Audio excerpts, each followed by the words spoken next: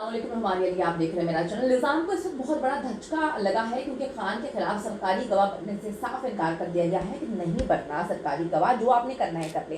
साबिक DGISI के खौफनाक करतूत, इतने खौफनाक करतूत के रोंगटे खड़े हो गए, दिमाग की बत्तियां जो है वो जल जाती हैं। ये करतूत आखिर इस वक्त कौन खुलवा रहा है, कौन करतूतों पे जो है गवाहियां भी दिलवा रहा है।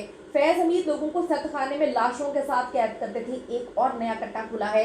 साबिक डीजीज के बारे में यानी कि DGISI जो रह चुके हैं उनके बारे में कयामत खेज कहानियां इस वक्त एकदम से मार्केट में क्यों आई हैं या क्यों लाई जा रही हैं। आज की वीडियो बड़ी इंटरेस्टिंग होने जा रही है। रिक्वेस्ट है चैनल को सब्सक्राइब करें, इससे हमारी हौसला अफजाई होती है और वीडियो को आखिर तक मुलायजा ज़रूर फरमाइएगा। सबसे पहले हम बात कर लेते हैं बड़ी खौफनाक खबर, बड़ी इंपॉर्टेंट खबर भी है, जहाँ पर सहाफ़ी एजाज सईद साहब जो हैं उन्होंने एक बहुत बड़ा दावा किया है, बल्कि एक नया कट्टा खोला है, जहां पर वो कहते हैं कि जी अदालत से नवाज शरीफ के हक में फैसला जो है वो आ जाता है। फैसला आने के बावजूद, जीतने के बावजूद बेपनाह जो है सवालिया निशानात हैं जो हैं और वो रहेंगे। साबिक DGISI के हवाले से वो कहते हैं कि साबिक DGISI नदीम अंजुम साहब जो है वो इलेक्शन की रात लाहौर में विराजमान थे। लाहौर आ जाते हैं, लाहौर आके बैठ जाते हैं और इस हल्के के जो रिटर्निंग ऑफिसर हैं उनको उसी वक्त तब्दील कर दिया जाता है। डेफिनेटली इसीलिए उसी रात को तब्दील किया गया होगा ना कि उनकी बात नहीं मान रहे होंगे, लेकिन ये एक बहुत बड़ा दावा है जो कि सहाफ़ी एजाज सईद साहब जो है वो कर रहे हैं। वो कहते हैं कि जी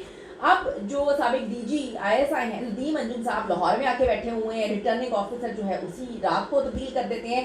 जो आजकल चेयरमैन CDA रंधावा साहब हैं, तो जो उस वक्त कमिश्नर लाहौर थे, बहुत कुछ जानते होंगे, बहुत चीज़ें उनको पता होंगी, बहुत सारे मामला उनके सामने होंगे, उनको रातों रात क्यों तब्दील किया गया था वो कहानी भी जानते होंगे और बाकी लोग जो इस सारे के सारे मामले में कनेक्टेड थे वो भी ये कहानियाँ जानते होंगे।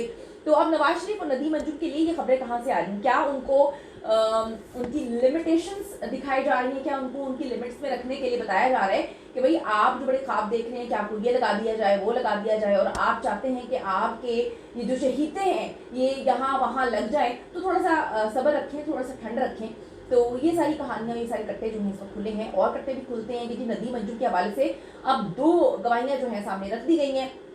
लंदन के अंदर जाकर लंदन डील के हवाले से एक गवाही यही लेकर आए थे, दूसरी गवाही के नवाज शरीफ को जितवाने के लिए जनरल नदीम अंजुम जो कि उस वक्त DGISI थे वो लाहौर में आके बैठ जाते हैं, और जब रिटर्निंग ऑफिसर उनकी बात मानने से इनकार करता है तो उसको उसी वक्त उसी रात खड़े खड़े चेंज कर दिया जाता है और फिर अपनी मर्जी का रिटर्निंग ऑफिसर लगा के जो भी मामला हुए हम सब ने देख लिए। तो ये सारी कहानी, ये सारे कट्टे जो हैं वो इस वक्त खुल रहे हैं। दूसरा कट्टा खोल लेते हैं जहाँ पर फैज़ हमीद साहब के वकील ने कहा है कि मैं बड़ी जिम्मेदारी से बात बोलता हूँ कि जो फैज़ हमीद साहब है किसी सूरत इमरान अहमद खान न्याज़ी के खिलाफ जो है वो कोई गवाही नहीं देंगे, उनके खिलाफ कोई वादा माफ गवाह जो है नहीं बनेगी। कहानी बड़ी अरसे से इन्होंने सामने रखी हुई है कि जी उनको तो सज़ा हो जाएगी और बड़ी सज़ा हो जाएगी, और ये सज़ा होगी तो फिर जो है वो इमरान खान को घसीटेंगे, वादा माफ गवाह बन रहे हैं। ये बड़ी जो है सहाफ़ी, मैं कहूँगी जो मेंढक सहाफ़ी बोलेंगे जो निकलते हैं कभी कभी, तो वो ये कहानियाँ बड़ी फैला रहे हैं कि ऐसा होगा। तो इस वक्त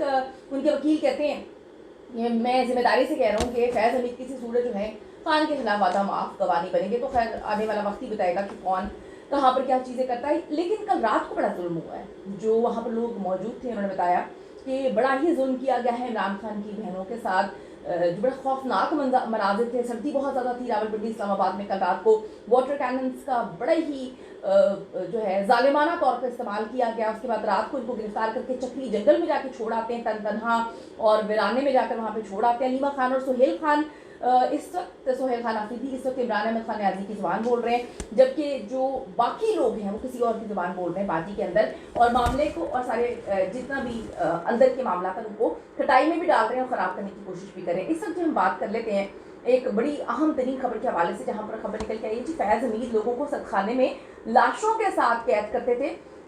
सीनियर सहाफ़ी हैं जावेद चौधरी साहब, उन्होंने बड़े चौंका देने वाले इंकशाफात किए हैं। उन्होंने कहा है, मारूफ सहाफ़ी कॉलम निगार 80% जावेद चौधरी ये दावा कर रहे हैं कि जो फैज़ हमीद हैं उनके दौर में लोगों को उठाया जाता था, उनको गायब करवाया जाता था, फिर सर्द खाने में मुर्दों के साथ जो है वो बंद कर दिया जाता था। फिर वो मज़ीद दावा कर रहे हैं, अपने ब्लॉग में उन्होंने ये बातें कही हैं, कहानी सुनाई है कि जी फैज़ हमीद जिनके बारे में कहते थे उसे उठा लिया जाता था और 24 घंटों के लिए उनको मुर्दों के साथ जो है सर्द खाने में बंद कर दिया जाता था। उन लोगों का जो है वहीं पर भुरकस निकल जाता था और लोगों को महसूस होता था कि वो वहीं पर मर गए हैं, वहीं पर वो फौत हो गए हैं। मजीद कहते हैं कि फैज़ हमीद जिसको चाहते थे उसको छोड़ दिया जाता था और ये लर्ज़ाखेज़ वाक़यात उन्हें बहुत सारे लोगों ने सुनाए हैं। हाँ जी, वो मतलब ये कहने की कोशिश कर रहे हैं कि उनके पास जा के जो है अब फैज़ हमीद साहब नहीं है कुछ, वो जेल में हैं, अब वो साबिक डीजी थे, तो अब इनको कहानी आके सुना रहे हैं। तो अब ये कहानी इन्होंने अपनी ब्लॉग में बताई है। उनके मुताबिक वज़रा का फैसला भी वही करते थे